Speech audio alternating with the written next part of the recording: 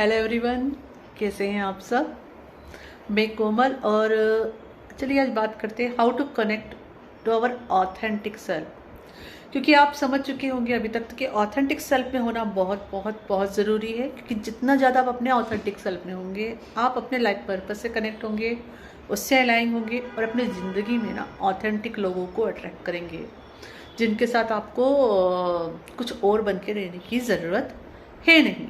और अगर आप अपने ट्विन फ्लेम जर्नी में होंगे तो अपने ट्रू ट्विन फ्लेम को भी अट्रैक्ट करेंगे। अंडरस्टैंड, आप उसके लिए मैग्नेट बनेंगे। तो ऑथेंटिक सेल्फ में अपने आए कैसे, ये बहुत बहुत इंपॉर्टेंट क्वेश्चन आ जाता है।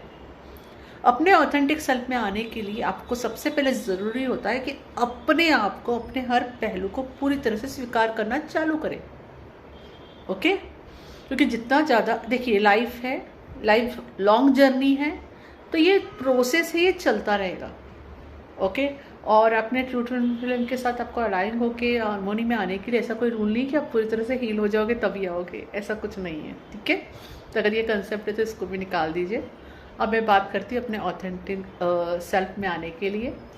तो पहले आपको ज़रूरी है अपने हर पहलू को स्वीकार करना।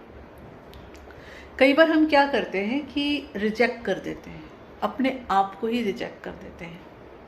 फॉर एग्ज़ाम्पल, चलिए मुझे ना सपोज़ मैंगो खाना पसंद है और सोसाइटी का बिलीफ सिस्टम है कि मैंगो खाने वाले लोग ना बहुत क्या बोलूँ, एग्जाम्पल दे रही हूँ, सच में ऐसा कुछ है नहीं, चीप होते हैं। सच में ऐसा कोई बिलीफ सिस्टम नहीं है, don't worry.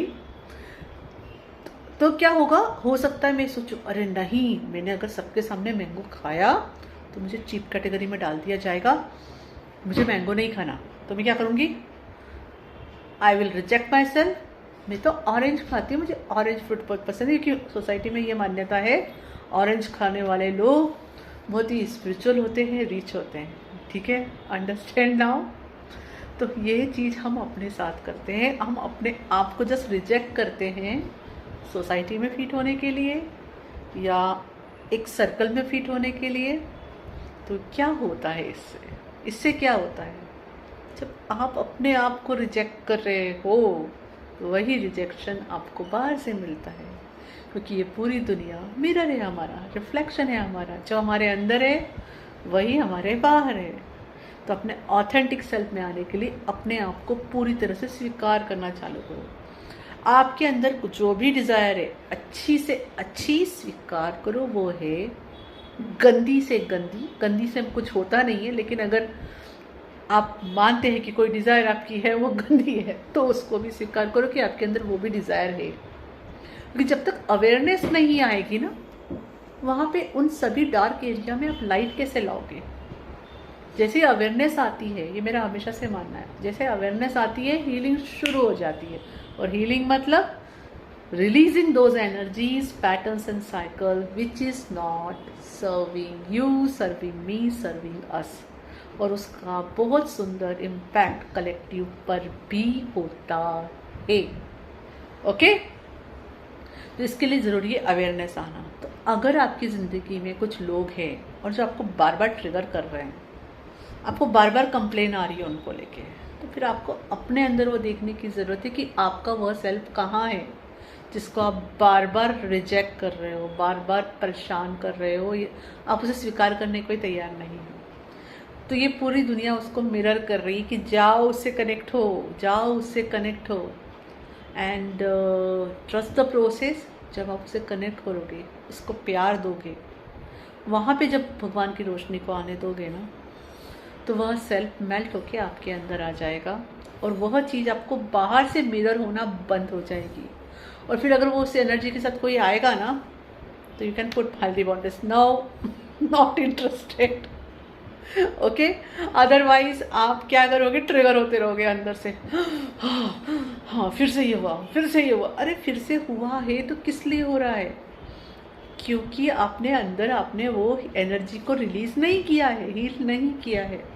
Understand, take your own responsibility. इसे कहते हैं अपने ऑथेंटिक सेल्फ में आना।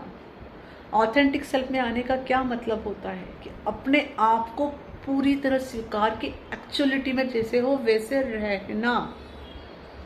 अंडरस्टैंड, मुझे किसी और से फ्रेंडशिप करने के लिए या बात करने के लिए मुझे कोई नकली मास्क पहनने की ज़रूरत नहीं है। मैं जो हूँ वैसी ही रह सकती हूँ। राइट? अंडरस्टैंड? तो यहाँ पे जो एक और चीज़ मैं शेयर करना चाहती हूँ, इसके लिए जो सबसे बड़ा सेंस हमारे काम में आता है ना, आपने सुन रखे होंगे 5 इंद्रिया, 6 सेंस।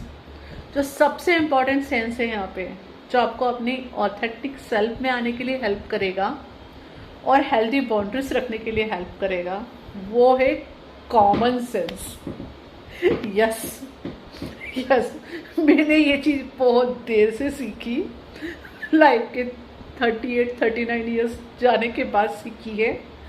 तो मैं आपको बोलूँगी इस सेंस का भरपूर इस्तेमाल करें, ठीक है? क्योंकि आपका ये जो सेंस होता है ना, जिसे हम कॉमन सेंस कहते हैं, वो आपके इंस्टिंक्ट से बहुत जुड़ा होता है। यस, वो हमेशा आपको पहले अलर्ट कर देता है कई सारी चीज़ों से, तो उससे जुड़े रहे और अकॉर्डिंगली स्टेप भी लें। और जब आपको वो बताया जा रहा है कि ये स्टेप लीजिए और आप नहीं ले पा रहे हो, मतलब वहाँ कुछ है जिससे आप डर रहे हो। वहाँ पे ऑथेंटिक बने। यस, ऑथेंटिक बने, ऑनेस्ट बने और कबूल करें, हाँ मुझे यहाँ ये स्टेप लेना है, मैं डर रही हूँ। ओके, इसे अगेन कहेंगे कि आप अपने आप से ऑथेंटिकली जुड़ गए।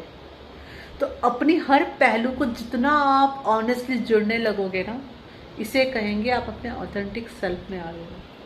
और यही चीज़ फिर बाहर मिरर होना चालू होगी। और कभी भी हेल्थी बाउंड्रीज का साथ मत छोड़िए।